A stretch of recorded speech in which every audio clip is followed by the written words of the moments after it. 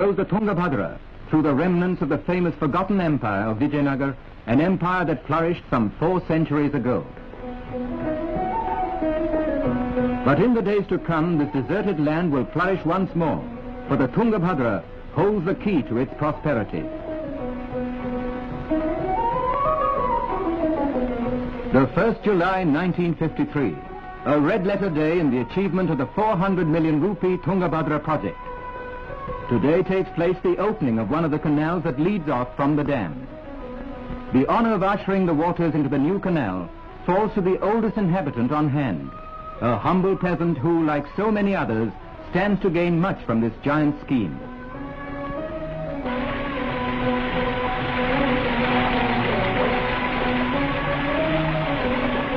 He and his kind beseech the deity of the river to bless the project so that prosperity comes to a land long shrouded in drought.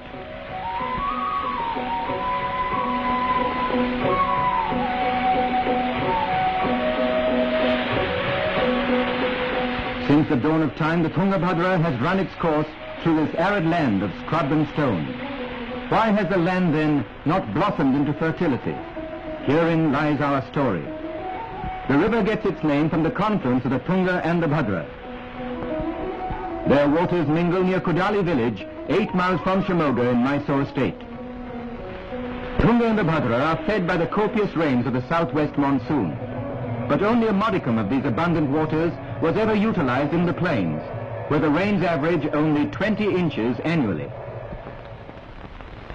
In the 19th century, famine occurred 10 times in this area, while from 1900 to 1940, 8 famines have been recorded. These manifestations of misery are due to a lack of rainfall and a lack of opportunity to tap the river waters. The people suffered in Rayalaseema because of the water shortage.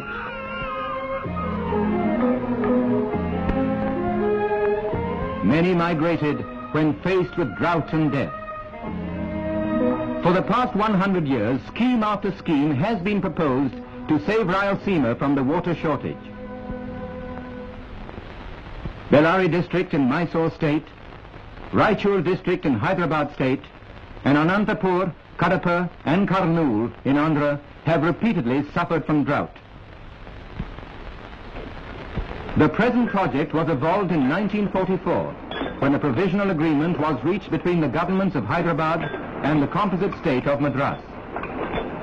The Tungabhadra Dam is located at Malappuram, 3 miles from the town of Hospet. Here the river cuts through the Sandur hills. The dam has closed the gap. Built of masonry, it is 6,007 feet long, and at the lowest foundations, 160 feet high. Besides the dam, this multi-purpose project consists of 2 canals. The one on the Andhra-Mysore side, 217 miles long, will irrigate about 250,000 acres. The other in Hyderabad and 127 miles long will irrigate 570,000 acres. The reservoir formed by the dam has a water spread of 146 square miles.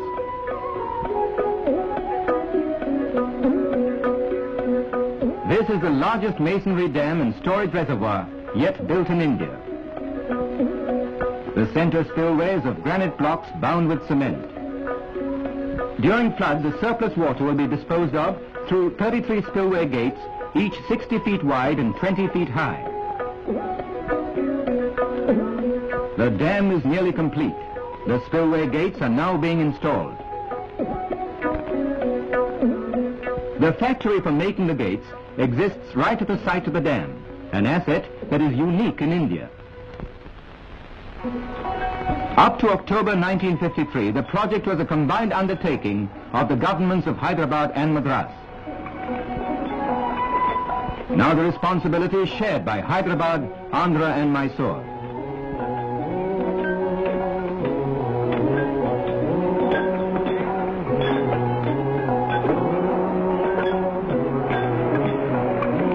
The planners, the engineers, the entire personnel of this project are Indian. All these men from the different states have